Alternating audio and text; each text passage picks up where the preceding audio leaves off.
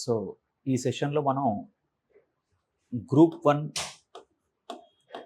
గవర్నెన్స్కి సంబంధించి అసలు ఎలా ప్రిపేర్ అవ్వాలి, how to prepare the group 1 governance, అసలు గవర్నెన్స్లో చాలామందికి మంచి మార్కులు రాకపోవడానికి కారణం ఏంటి, లేకపోతే ఈ గవర్నెన్స్ సబ్జెక్ట్ విషయంలో ఎందుకు చాలామందికి క్లారిటీ లేదు, ఈ విషయాలన్నీ మనం 1 by 1 డిస్కస్ చేద్దాం. ఇక్కడ చాలామంది కాంపిటిటివ్ ఎగ్జామినేషన్ రాసేటువంటి ఆస్పిరెంట్స్ ఎవరైతే ఉన్నారో వాళ్ళందరికీ కూడా governance public service commission group 1లో అది ఏపీపీఎస్సీ కావచ్చు లేదా టీజీపీఎస్సీలో కానీ సిలబస్లో ఉందని తెలుసు, దాని వెయిటేజ్ 50 మార్కులని తెలుసు. కానీ గవర్నెన్స్కి సంబంధించినటువంటి ప్రాపర్ సోర్స్ లేకపోవడం అనేటువంటిది ఒకటి చాలామంది చెప్తూ ఉంటారు. ఎందుకు దీంట్లో మనం బాగా అంటే ప్రిపేర్ అవ్వడం ఒక ఆస్పెక్ట్, ఎగ్జామ్ రాయడం, దాంతోపాటు మార్కులు స్కోర్ చేయడం, ఇవన్నిటిని కోఆర్డినేట్ చేసినట్లయితే చాలామంది చెప్తున్నటువంటి రీజన్ ప్రాబ్లం ఏంటి అంటే ప్రాపర్ సోర్స్ లేదని లేదా మెటీరియల్ ప్రాపర్గా లేదని ఇలాంటి రీజన్స్ చెప్తున్నారు. నిజంగా గవర్నెన్స్కి ప్రాపర్ సోర్స్ లేదా, లేకపోతే ఆస్పిరెంట్ అప్రోచ్లో ఏమన్నా ఇబ్బంది ఉందా, లేకపోతే కోచింగ్ సెంటర్స్ కానీ లేకపోతే డిఫరెంట్ సోర్సెస్ కానీ ఎక్కడన్నా ఒక వ్యాక్యూమ్ ఉందా, ఇవన్నీ 1 by 1 చూద్దాం. ఫస్ట్ రీజన్ ఏంటి అంటే గవర్నెన్స్ విషయంలో కొన్ని చిన్న చిన్న భయాలు ఉండడానికి కారణం చాలామంది ఆస్పిరెంట్స్కి వీళ్ళు గ్రూప్ 1కి సంబంధించినటువంటి కన్వెన్షనల్ ఏరియాస్ ఏవైతే ఉన్నాయో, ముఖ్యంగా పాలిటీ, హిస్టరీ, జాగ్రఫీ, ఎకానమీ, వీటిలో ఈ ఏరియాస్ మీద చాలా స్ట్రాంగ్ కమాండ్ ఉంటుంది ఆస్పిరెంట్స్ ప్రిపేర్ అవుతున్నప్పుడు. ఎందుకలా అంటే అవి కన్వెన్షనల్ ఏరియాస్, ఒక టెక్స్ట్ బుక్ నుంచి డైరెక్ట్గా ఒక టాపిక్ని డంప్ చేయడానికి అవకాశం ఉంది కాబట్టి ఆ క్లారిటీ ఉంటుంది. మరి గవర్నెన్స్ విషయానికి వస్తే ఎందుకు చాలామందికి క్లారిటీ ఉండదు అని అంటే, ఫస్ట్ థింగ్ గవర్నెన్స్లో ఉన్నటువంటి టాపిక్స్కి సంబంధించి ఒక పుస్తకం మార్కెట్లో ప్రాపర్గా లేకపోవడం ఒక రీజన్. రెండవది ఏం ప్రిపేర్ అవ్వాలో తెలియకపోవడం 2. ఇక్కడ పాయింట్ ఏంటంటే గవర్నెన్స్కి సంబంధించి మీరు ఏం ప్రిపేర్ అవ్వాలి అనేటువంటి దానికి సంబంధించి ఒక మంచి ప్లాన్ ఏర్పాటు చేసుకోవాలి. ఫస్ట్ మీరు ఏ ఎగ్జామినేషన్ ప్రిపేర్ అవుతున్నారో అది టీజీపీఎస్సీ గ్రూప్ 1 లేకపోతే ఏపీపీఎస్సీయా, మీరు ఏ ఎగ్జామ్ ప్రిపేర్ అవుతున్నారో ఆ ఎగ్జామ్కి సంబంధించినటువంటి సిలబస్ కాపీని మీరు పబ్లిక్ సర్వీస్ కమిషన్ సైట్ నుంచి డౌన్లోడ్ చేసుకొని ఆ సిలబస్ కాపీలో ఉన్నటువంటి టాపిక్స్ అన్నీ కూడా ఫస్ట్ మైక్రో లెవెల్లో అన్నిటినీ ఆర్గనైజ్ చేసుకోవాల్సిన అవసరం ఉంది. First rule number 1. ఆ తర్వాత ఏంటి అంటే క్వశ్చన్స్ ఎలా అడుగుతాడో తెలుసుకోవాలి. క్వశ్చన్స్ ఎలా అడుగుతాడో తెలియాలి అంటే ఈ మైక్రో లెవెల్ టాపిక్స్లో ఉన్నటువంటి టాపిక్స్ ఏవైతే మనం ఐడెంటిఫై చేసామో వీటిలో కన్వెన్షనల్ ఏరియా మీద కంప్లీట్ కమాండ్ సంపాదించాలి. కన్వెన్షనల్ ఏరియా మీద కమాండ్ సంపాదించిన తర్వాత వాటికి సంబంధించినటువంటి లేటెస్ట్ చేంజెస్ని యాడ్ చేసుకుంటూ వెళ్ళాలి. ఇంకా మనం జాగ్రత్తగా అబ్జర్వ్ చేస్తే చేయాల్సింది ఏంటి అని అంటే గవర్నెన్స్కి సంబంధించి ఆస్పిరెంట్ ఉన్నటువంటి కన్వెన్షనల్ ఏరియా మీద కమాండ్ సంపాదించిన తర్వాత రోజువారీ న్యూస్ పేపర్స్ నుంచి వస్తున్నటువంటి ఇన్ఫర్మేషన్ని ఎక్కడికక్కడ యాడ్ చేసుకుంటూ వెళ్ళగలిగితే బాగుంటుంది. అంటే ఇప్పుడు ఫర్ ఎగ్జాంపుల్ మనకి ఒక యాక్ట్ ఏదో చదివామనుకుందాం. యాక్ట్ గురించి చదివినప్పుడు దాంట్లో లేటెస్ట్ చేంజెస్ ఏమొచ్చాయి, అవి లేటెస్ట్గా ఏదైనా దాని మీద డిబేట్ జరిగిందా, వాటికి లింక్ చేసుకోవాలి. ఇలా కన్వెన్షనల్ ఏరియాని కరెంట్ ఏరియాని లింక్ చేసుకుంటే మంచి మార్కులు వస్తాయి ఒకటి. ఇంకొకటి ఏంటంటే ఫస్ట్ థింగ్ సిలబస్లో ఇవ్వబడ్డటువంటి టాపిక్లో ఇవ్వబడ్డటువంటి వర్డ్స్ ఏంటి, అసలు వాటిని మనం ఎలా అర్థం చేసుకోవాలి అనేది చూడాలి. ఫర్ ఎగ్జాంపుల్ గవర్నెన్స్లో ఒక టాపిక్ ఉంది, ఏంటది అంటే ఇక్కడ legislature, executive, judicial control over the administration. Legislature, executive, judicial control over the administration. Next citizen control over the administration అని ఉంది. అసలు legislature control over the administration అంటే ఏంటి అంటే how the legislature control the executive. శాసన శాఖ కార్యనిర్వాహక శాఖని ఎలా నియంత్రిస్తుంది, దీనికి సంబంధించి పాలిటీలోనే చాలా వరకు ఇన్ఫర్మేషన్ ఉంటుంది కాబట్టి, అంటే పార్లమెంటరీ ఫార్మ్ ఆఫ్ గవర్నమెంట్లో లెజిస్లేచర్ కంట్రోల్ ద ఎగ్జిక్యూటివ్ కాబట్టి different types of legislative controlling mechanisms మనం చూస్తాం. అవి డైరెక్ట్ కంట్రోలింగ్ మెకానిజమ్స్ తీసుకున్నట్లయితే క్వశ్చన్ అవరు, 0 అవరు, ఇలా మనకి నో కాన్ఫిడెన్స్, అడ్జర్న్మెంట్, ఇలాంటివన్నీ కూడా డైరెక్ట్ కంట్రోల్. ఇవి కాకుండా డిఫరెంట్ కమిటీస్ ద్వారా కంట్రోల్ చేస్తారు. డిఫరెంట్ కమిటీస్ అంటే ఏంటి? అక్కడ public accounts committee, estimates committee, committee on public undertakings, departmental standing committees, ఇవన్నీ కూడా legislature control over the administration. మరి executive control over the administration అంటే ఏంటి? Executive control over the administration అంటే ఏంటో అనేది మన క్లారిటీ ఉన్నప్పుడే కదా మనం ఆన్సర్ రాయగలం. అంటే for example, minister how he control the bureaucrats. మంత్రి ఉద్యోగులు, ఎందుకంటే మినిస్టర్ ఏంటి, రియల్ ఎగ్జిక్యూటివ్లో మినిస్టర్ భాగం. ప్రతి బ్యూరోక్రాట్ ఏదో ఒక కోణంలో కన్సర్న్ మినిస్టర్కి ఆన్సరబుల్ కాబట్టి అక్కడ మినిస్టర్ బ్యూరోక్రాట్ని చేసే కంట్రోలే executive control over the administration. మంత్రి ఉద్యోగిని చేసే నియంత్రణ executive control over the administration. దీంట్లో different types of controlling mechanisms ఉంటాయి. అంటే డైలీ అడ్మినిస్ట్రేషన్లో ఎలా కంట్రోల్ చేస్తున్నాడు, సివిల్ సర్వీస్ కాండక్ట్ రూల్స్ ఏం చెప్తున్నాయి, గైడెన్స్ ఇస్తున్నాడా, ఇలాంటివన్నీ కూడా 1 by 1 ఒక ఆర్గనైజ్డ్ మేనర్లో రాసుకున్నట్లయితే అది executive control over the administration అవుతుంది. మరి judicial control over the administration అంటే మామూలుగా ఏమనుకుంటారు అంటే సుప్రీంకోర్టు, హైకోర్టు రిట్స్ ఇష్యూ చేయడం అనేది అనుకుంటారు. రిట్స్ ఇష్యూ చేయడం ఒక పాయింట్ మాత్రమే. రిట్స్, పబ్లిక్ ఇన్వెస్టిగేషన్ అనేటువంటిది జ్యుడిషియల్ కంట్రోల్. అలా కాకుండా స్పెసిఫిక్గా మనకి గవర్నెన్స్ ఆస్పెక్ట్లో తీసుకున్నప్పుడు జ్యుడిషియరీ బ్యూరోక్రసీ చేసేటువంటి పొరపాట్లని ఐడెంటిఫై చేసి మందలించేందుకు కొన్ని పద్ధతులు ఉన్నాయి. అంటే మాల్ ఫీజాన్స్, మిస్ ఫీజాన్స్, ఫ్యాక్టో ఫీజాన్స్ అని చెప్పేసి రకరకాలైనటువంటి పద్ధతులు ఉన్నాయి. అవి అక్కడ మనం తీసుకోవాలి. ఇక citizen control over the administration అయితే డైరెక్ట్ డెమోక్రసీలో ఉండేటువంటి రెఫరెండం, ప్లెబిసైట్, ఇనిషియేటివ్, రీకాల్ లాంటివే కాకుండా ఇంకా ఎలక్షన్స్ నుంచి మొదలుకొని చాలా రకాలైనటువంటి ప్రెజర్ గ్రూప్స్ వరకు చాలా రకాలైనటువంటి కంట్రోలింగ్ మెకానిజమ్స్ ఉన్నాయి. అంటే ఇక్కడ ఎగ్జామినేషన్లో ఏదైనా ఒక క్వశ్చన్ రేస్ చేస్తున్నప్పుడు ఆ క్వశ్చన్ ఏంటి అనేది మనకు స్పష్టంగా అర్థమైనప్పుడే కదా మనం ఆన్సర్ రాయగలం.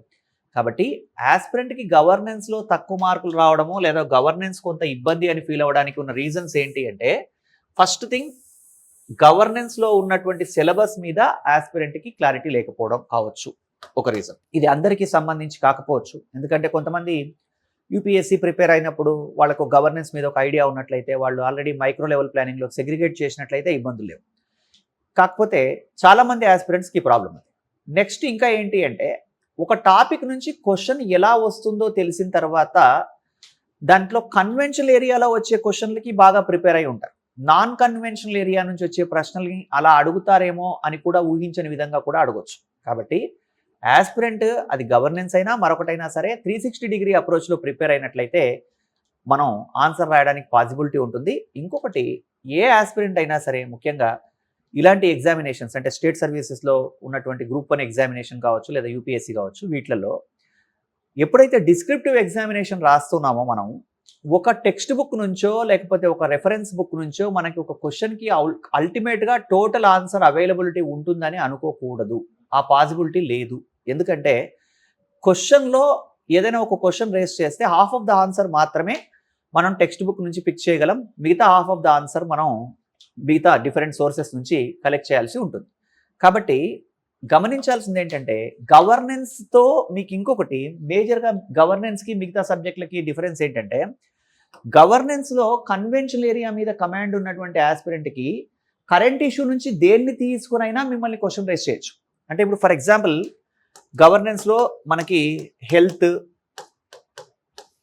ఎడ్యుకేషన్, ఫుడ్ సెక్యూరిటీ ఇలాంటివన్నీ ఉన్నాయి. ఇప్పుడు హెల్త్ అనే ఒక వర్డ్ యూజ్ చేసినప్పుడు హెల్త్ రిలేటెడ్గా ఏం క్వశ్చన్ అడగొచ్చు అని అంటే, ఇప్పుడు for example tribal health problems మీద క్వశ్చన్ అడగొచ్చు. Then compare to civilized society tribal health problems ఎందుకు ఎక్కువ ఉంటాయి, లేదా ట్రైబల్లో ఎక్స్క్లూజివ్గా ఉండే హెల్త్ ప్రాబ్లమ్స్ ఏంటి. నెక్స్ట్, రీసెంట్గా కేరళ రాష్ట్రంలో స్నేక్ బైట్ అంటే పాము కాటును సంబంధించి వాళ్ళు ఒక పాలసీ రూపొందించారు. అంటే చాలా డ్రాస్టిక్గా ఈ స్నేక్ బైట్ డెత్స్ని తగ్గించారు కేరళ రాష్ట్రంలో. ఈ ఆస్పెక్ట్లో దీన్ని అంటే ఇప్పుడు మామూలుగా మనకి కలరా లేకపోతే ఇలాంటి జబ్బులు ఏవైతే వస్తే వ్యక్తులకి వాళ్ళు గవర్నమెంట్కి ఇన్ఫార్మ్ చేయాల్సి ఉంటుంది. అంటే మనం ఒకవేళ ఏదైనా ఒక హెల్త్ ప్రాబ్లం వచ్చినప్పుడు ఆ వ్యక్తి క్యూర్ చేసుకోవడం మాత్రమే కాకుండా వాటిని ప్రివెంట్ చేయడం కోసం ఆ జబ్బులు వస్తే గవర్నమెంట్కి ఇన్ఫార్మ్ చేసేటువంటి జబ్బుల జాబితా ఒకటి గవర్నమెంట్ రూపొందించింది. అలాగే కేరళ రాష్ట్రంలో పాము కాటుకు సంబంధించి ఒక సర్ప అనే ఒక యాప్ తయారు చేసి వాళ్ళు దాని ద్వారా మనకి యాంటీవిరమ్స్, లోకల్ యాంటీవిరమ్స్, గ్లోబల్ యాంటీవిరమ్స్, లేకపోతే లోకల్ స్నేక్స్కి సంబంధించినటువంటి అంటే ఈ స్నేక్ బైట్ని ప్రివెంట్ చేయడం కోసం ఏం జాగ్రత్తలు తీసుకోవాలి, స్కూల్ ఇన్ఫ్రాస్ట్రక్చర్లో ఏం చేంజెస్ తీసుకొచ్చారు, ఇలాంటివన్నీ మనం అక్కడ చదువుతాం. అంటే పాయింట్ ఏంటి, హెల్త్ అన్నప్పుడు మనకి సార్ హెల్త్ అంటే ఏదో మలేరియానో టైఫాయిడో లేకపోతే ఇంకా ఏదో డయోరియానో ఇలాంటివి ఉండొచ్చు కదా అని అంటే, ఇక్కడ హెల్త్ అనేది స్టేట్ లిస్ట్లో ఉన్నటువంటి ఇష్యూ కాబట్టి కేరళ గవర్నమెంట్ ఈ మెజర్స్ తీసుకొచ్చిన తర్వాత 2030 నాటికి జీరో స్నేక్ బైట్ అనేటువంటిది వాళ్ళు స్నీరో డేక్మైట్ డెత్స్ అనేటువంటి దాన్ని రీచ్ అవ్వాలనుకున్నారు కాబట్టి ఆ కోణంలో క్వశ్చన్ అడగకూడదని ఏమీ లేదు. అలాగే రీసెంట్గా మీరు అబ్జర్వ్ చేసినట్లయితే హెల్త్ విషయంలో మెంటల్ హెల్త్ అంటే మనం జనరల్గా చూసే కోణాన్ని దాటి ఎగ్జామినర్ క్వశ్చన్ అడగవచ్చు, మెంటల్ హెల్త్ మీద క్వశ్చన్ రేస్ చేయొచ్చు. ఇంకా కొంచెం సెన్సిటివ్ ఇష్యూస్ అంటే దీంట్లో మెన్స్ట్రల్ హైజిన్ అనేటువంటి దాని మీద క్వశ్చన్ రేస్ చేయొచ్చు అడగాలనుకుంటే. ఎందుకంటే యూపీఎస్సీలో ఊంబ్ రైట్స్ మీద కూడా క్వశ్చన్ అడిగాడు కాబట్టి మనం చూడని లేకపోతే మనం ఆలోచించని కోణం నుంచి ప్రశ్న అడిగినట్లయితే అక్కడ ఆస్పిరెంట్ స్ట్రక్ అవడానికి అవకాశం ఉంటుంది. కాబట్టి ఇలాంటి క్వశ్చన్స్ని కూడా మనం మెంటల్గా ప్రిపేర్ అవ్వాలి. సింపుల్గా చెప్పాలంటే ఒక కాంపిటేటివ్ ఎగ్జామినేషన్ రాస్తున్నటువంటి ఆస్పిరెంట్ ప్రిపరేషన్ అంటేనే ఏంటది, ఒక ట్రాన్స్ఫర్మేషన్. అంటే ఓవరాల్గా ఆస్పిరెంట్ ఒక్కొక్క ఈ ఏరియా మీద కన్వెన్షనల్గా ఒక ఐడియా ఏర్పరచుకొని కరెంట్ ఇష్యూస్తో దాని మీద కమాండ్ సంపాదిస్తూ ముందుకెళ్ళడమే. ఇలా మనం మొత్తం టాపిక్స్ అన్నీ సెగ్రిగేట్ చేసేసి అలా సెగ్రిగేట్ చేసినటువంటి టాపిక్స్లో ఒక్కొక్క టాపిక్ మీద కన్వెన్షనల్ ఏరియా ద్వారా మనం కమాండ్ వచ్చిన తర్వాత కరెంట్ ఇష్యూస్కి లింక్ చేసుకుని దాంట్లో వస్తున్న లేటెస్ట్ డెవలప్మెంట్స్ని మనం అప్డేట్ చేసుకుంటూ ముందుకెళ్ళిపోతే సరిపోతుంది. ఇక్కడ ఎందుకలా అంటే ఇక్కడ గమనించండి, ఈ రీసెంట్గా మనం చిల్డ్రన్స్ మీద చిన్నపిల్లల మీద జరుగుతున్నటువంటి అత్యాచార నేపథ్యంలో prevention of children from sexual offences act దీంట్లో మనకి ఏం చెప్తున్నారు, ఇక్కడ విక్టిమ్ ఒకవేళ గినక అమ్మాయి అయితే ఆ వ్యక్తిని ఎలా రక్షించాలి, దానికి సంబంధించిన మెజర్స్ ఏంటి చెప్తున్నారు. కానీ రీసెంట్గా ఏం జరిగింది అంటే సుప్రీంకోర్టు ఒక విషయంలో గైడ్ లైన్స్ కూడా ఇవ్వడం జరిగింది. అంటే ఉమెన్ ఒకవేళ గినక ఒక చిల్డ్రన్ మీద అట్రాసిటీ గినక చేసినట్లయితే ఐపీసీ 377 ఉన్నప్పుడు ఏంటి, ఐపీసీ 377 అనేది ఉండింది ఒకప్పుడు. తర్వాత నాజ్ ఫౌండేషన్ కేసులో సుప్రీంకోర్టు జడ్జిమెంట్ ఇచ్చాక ఐపీసీ 377ని రిమూవ్ చేసేసారు. రిమూవ్ చేసిన తర్వాత ఇప్పుడు ఓన్లీ ఐపీసీ 375 ఉండేది. ఆ తర్వాత అది బిఎన్ఎస్ 63గా మారిన తర్వాత ఇక్కడ అట్రాసిటీ అంటే అత్యాచారం అనేటువంటిది చేసేది పురుషులని, బాధితులు మహిళలని మాత్రమే 375 ఐపీసీ చెబుతోంది. కాబట్టి ఇది కంప్లీట్గా జెండర్ బయాస్డ్. కాబట్టి దీని ద్వారా మనం అర్థం చేసుకోవాల్సింది ఏంటి, prevention of children from the sexual offences యాక్ట్కి సంబంధించి దీంట్లో హీ అనే వర్డ్ మాత్రమే యూజ్ చేశారు. కాబట్టి ఇది కేవలం మెన్ మాత్రమే ఈ యాక్ట్ ప్రకారం అరెస్ట్ చేయాలి, ఉమెన్ అలా చేస్తే కాదా అని అంటే సుప్రీంకోర్టు అలా కాదు, దీనికి సంబంధించి కొన్ని గైడ్ లైన్స్ అవి ఇవ్వడం జరిగింది. సో కాబట్టి ఇక్కడ ప్రతి అంశానికి సంబంధించి మనం చూడని ఇంకో కొత్త కోణం నుంచి క్వశ్చన్లు రేస్ చేయడానికి అవకాశం ఉంటుంది. కాబట్టి ఆ ఆస్పెక్ట్లో మనం గమనించాల్సినటువంటిది ఉందండి. సింపుల్ థింగ్, మనకి నేను మళ్ళీ డీటెయిల్డ్గా సిలబస్ని ఎక్స్ప్లెయిన్ చేస్తాను. సింపుల్ ఇక్కడ మనం గమనించాల్సింది ఏంటంటే కన్వెన్షనల్ ఏరియా మీద కమాండ్ సంపాదించాలి, కరెంట్ ఇష్యూని ఎప్పటికప్పుడు రోజువారీగా అప్డేట్ చేసుకుంటూ వెళ్ళాలి. దాంతోపాటుగా ఇంకా డిఫరెంట్ ఆస్పెక్ట్స్లో మనం చూడాలి. ఇప్పుడు ఫర్ ఎగ్జాంపుల్ డిఫరెంట్ ఇష్యూస్ ఉన్నాయి, అంటే డిఫరెంట్ కమ్యూనిటీస్కి సంబంధించిన ఇష్యూస్. ఫర్ ఎగ్జాంపుల్ ఏంటి, ఉమెన్, ఓల్డ్ ఏజ్, లేకపోతే చిల్డ్రన్, ఇలాంటివన్నీ మెన్షన్ చేసి SC, ST, BC, minority women, senior citizens, ఇలాంటివన్నీ మెన్షన్ చేసినప్పుడు డిఫరెంట్ ఆస్పెక్ట్స్లో ఇప్పుడు రీసెంట్గా ఒక డిబేట్ ఏంటంటే Indian senior citizens live poor died rich అనే ఒక కాన్సెప్ట్ గమనిస్తున్నాం. అంటే భారతదేశంలో వయోవృద్ధులు బీదవాళ్ళుగా బతికి డబ్బున్న అంటే ధనవంతులుగా మరణిస్తున్నారు. ఎందుకలా అంటే వాళ్ళకి ప్రాపర్టీస్ ఏవో ఉంటాయి, వాటిని అమ్మరు, కాకపోతే వాళ్ళ ఫ్యామిలీస్లో వాళ్ళు చాలా తక్కువ లైఫ్ స్టైల్ అంటే తక్కువ స్థాయి జీవన ప్రమాణాలతో బతుకుతూ ఉన్నారు. దీనికి ఉన్నటువంటి రీజన్స్ ఈ ఆస్పెక్ట్లో మనం తీసుకున్నట్లయితే మళ్ళీ సీనియర్ సిటిజన్స్ రైట్స్ ప్రొటెక్షన్కి సంబంధించినటువంటి యాక్ట్ సింపుల్ అండి. మీరు ఏది తీసుకున్నా సరే గవర్నెన్స్ను ఒక గీత పెట్టి ఇది మాత్రమే ప్రిపేర్ అవ్వండి అని చెప్పడానికి లేదు. ఫస్ట్ థింగ్ టాపిక్లో ఉన్నటువంటి అంటే సిలబస్లో ఉన్నటువంటి టాపిక్స్ అన్ని మైక్రో లెవెల్ ప్లానింగ్ చేసేసుకోవాలి. చేసేసుకున్న తర్వాత ఈచ్ అండ్ ఎవ్రీ టాపిక్ కన్వెన్షనల్గా నోట్స్ రాసుకోవాలి. రాసుకున్న తర్వాత దానికి రోజు మీరు పేపర్లు చదువుతున్నప్పుడు దాని కన్సర్న్ ఏరియాలో లింక్ చేసుకుంటే సరిపోతుంది. ఇలా చేయగలిగితే గవర్నెన్స్లో మంచి మార్కులు రావడమే కాకుండా ఓవరాల్గా మీకు పాలిటీ, గవర్నెన్స్, ఎస్ఏ అన్ని పేపర్లలో కూడా మంచి స్టాండర్డ్తో మీరు ముందుకెళ్ళడానికి అవకాశం ఉంటుంది, బాగా స్కోరింగ్గా ఉంటుంది. కాకపోతే ఏంటంటే ఒకటి మాత్రం ఇక్కడ మీరు అబ్జర్వ్ చేయండి, సార్ నేను గవర్నెన్స్కి సంబంధించి నేను ఫండమెంటల్ రైట్స్ కంప్లీట్గా ప్రిపేర్ అయ్యాను అని చెప్పినట్టుగా గవర్నెన్స్ నేను కంప్లీట్గా ప్రిపేర్ అయ్యాను అని చెప్పడం దాదాపు సాధ్యం కాదు. ఎందుకంటే మనం ఒక ఆస్పెక్ట్ తీసుకున్నప్పుడు దాన్ని ఎన్ని ఆస్పెక్ట్ అంటే ఎన్ని కోణాల్లోనైనా చూడే అవకాశం ఉంటుంది. ఫర్ ఎగ్జాంపుల్ మీరు ఏదైనా ఒక ఎగ్జాంపుల్ తీసుకొని ఇప్పుడు నిర్భయ, దిశ, చైత్ర ఇలాంటివన్నీ గమనించాం. ఇప్పుడు దిశ ఇన్సిడెంటే తీసుకున్నారు. దిశ ఇన్సిడెంట్ అంటే ఏంటి, ఇక్కడ ఒక డాక్టర్ మీద అట్రాసిటీ చేసి చంపేశారు, తర్వాత వాళ్ళని కూడా ఎన్కౌంటర్ చేశారు. దీంట్లో మనం ఎన్ని ఆస్పెక్ట్స్ చూడొచ్చు అంటే ఇక్కడ క్రిమినల్ లా అమెండ్మెంట్ యాక్ట్ ఏం చెబుతోంది, నేర న్యాయ సవరణ చట్టం, అలాగే మరి ఎన్కౌంటర్స్కి సంబంధించిన గైడ్ లైన్స్ ఏంటి, సజ్జనార్ అనేటువంటి వ్యక్తి ఎన్కౌంటర్ చేసిన తర్వాత ఎందుకు హ్యూమన్ రైట్స్ కమిషన్ సిర్పూర్కర్ కమిటీని అపాయింట్ చేసి ఇంటరాగేట్ చేస్తోంది, అసలు ఈ నేషనల్ హ్యూమన్ రైట్స్ కమిషన్ ఏంటి, ఇలా మనం తీసుకుంటూ వెళ్ళినట్లయితే ఓవరాల్గా ఒకదాంతో ఒకటి లింక్గా 6-7 క్వశ్చన్స్ ఒక ఇన్సిడెంట్ నుంచి ఫ్రేమ్ చేయొచ్చు. కాబట్టి మనకి గవర్నెన్స్ ప్రిపరేషన్ అనేది ఒక సపరేట్ ప్రిపరేషన్గా కాకుండా సిలబస్ అంతా అయిపోయిన తర్వాత రోజువారీగా అప్డేట్ చేసుకుని మనం దానికి సంబంధించిన నోట్స్ రాసుకోవడం అనేటువంటి మంచిది. ఇంకా ఇంకొకటి ఏంటంటే సార్, దీంట్లో కూడా మీకు ఒక కన్వెన్షనల్ అడ్వాంటేజ్ ఉంది గవర్నెన్స్లో కూడా. అదేంటి అంటే constitutional bodies, legislature control over the administration, next ఇవి కాకుండా ఎంతో కొంత స్టాండర్డ్ క్వశ్చన్కి అవకాశం ఉన్నటువంటివి right to information, citizen charters, social audit, public private participation, ఇలా ఉన్నటువంటి టాపిక్స్కి సంబంధించి మనం మేజర్ ఏరియాలన్నీ ప్రిపేర్ అయినట్లయితే దాంట్లో అంటే అవుట్ ఆఫ్ 5 క్వశ్చన్స్లో 3 to 4 క్వశ్చన్స్ ఒక ప్లాన్తో ప్రిపేర్ అయితే ఎలాగో రాస్తారు. మిగతా 1 లేదా 2 ప్రశ్నలకి కన్వెన్షనల్ ఏరియా నుంచి మీరు రాయలేకపోతే కరెంట్ ఏరియా నుంచి రాయగలగాలి, లేదా కరెంట్ ఏరియా నుంచి రాయలేకపోతే కన్వెన్షనల్ ఏరియా ఎలాగో రాస్తారు. కాకపోతే ఏంటంటే అందరూ ఆస్పిరెంట్ రాస్తున్నటువంటి క్వశ్చన్కి అందరూ రాస్తున్నటువంటి సమాధానాలే రాసినప్పుడు ఒక ఆస్పిరెంట్కి అడిషనల్గా మార్కులు ఎందుకు ఇవ్వాలి ఎగ్జామినర్, అది కూడా ఆలోచించాలి కదా. అలా ఇవ్వాలి అవసరం ఏముంది అని కూడా అనుకుంటారు కదా. సో కాబట్టి ఆ కోణంలో కాకుండా కొంచెం భిన్నంగా మనం ఏమైనా ప్రజెంట్ చేయగలమా, ఆ కోణం చూడాలి. రైట్.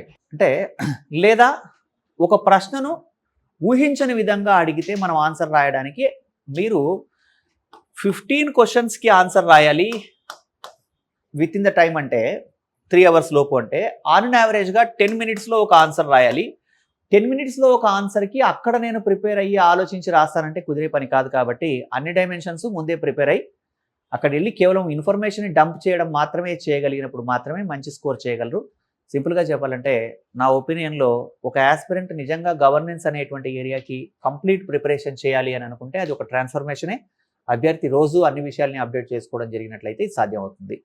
సో కాబట్టి ఈ అంశాలు గమనించండి, మొత్తం టాపిక్స్ అన్నీ సెగ్రిగేట్ చేయండి. అలాగే ఇక్కడ గవర్నెన్స్కు సంబంధించి సపరేట్గా ఒక బ్యాచ్ స్టార్ట్ చేస్తున్నాం కాబట్టి ఈ బ్యాచ్కి సంబంధించి ఏంటంటే టోటల్గా నేను సిలబస్ అంతా కూడా మైక్రో లెవెల్ ప్లానింగ్లో ఎక్స్ప్లెయిన్ చేసి ప్రతిదానికి కన్వెన్షనల్ ఏరియా, కరెంట్ ఏరియాతో ఉన్నటువంటి లింక్స్ అన్ని చెప్పి క్వశ్చన్ టు ఆన్సర్ కూడా ఇవ్వడం జరుగుతుంది. అంటే మామూలుగా జనరల్ మెథడ్ ఏంటి అంటే గ్రూప్ 1 లాంటి ఎగ్జామినేషన్స్లో ఒక క్వశ్చన్ ఇవ్వడం, దానికి ఆన్సర్ రాయించడం. సో ఇది క్వశ్చన్ ఇవ్వడం, ఆన్సర్ రాయించడం ఓకే, కొంతవరకు అది సంతృప్తి పడవచ్చు. కాకపోతే ఏంటి అంటే మనం ఇక్కడ ఎగ్జామినేషన్లో 360 degreeలో క్వశ్చన్ అడగొచ్చు. కాబట్టి ఒక క్వశ్చన్కి ఆన్సర్ మనం రాసినట్లయితే ఆ ఒక్క ఆస్పెక్టే కవర్ అవుతుంది. ఓవరాల్ కాన్సెప్ట్ తెలిసిన తర్వాత క్వశ్చన్లు ఫ్రేమ్ చేసుకున్నట్లయితే ఆస్పిరెంట్కి ఎలాంటి క్వశ్చన్ వచ్చినా ఆన్సర్ రాసే అవకాశం ఉంటుంది. కాబట్టి ఇలా చెప్పడం జరుగుతుంది, ఇది గమనించండి. Thank you very much.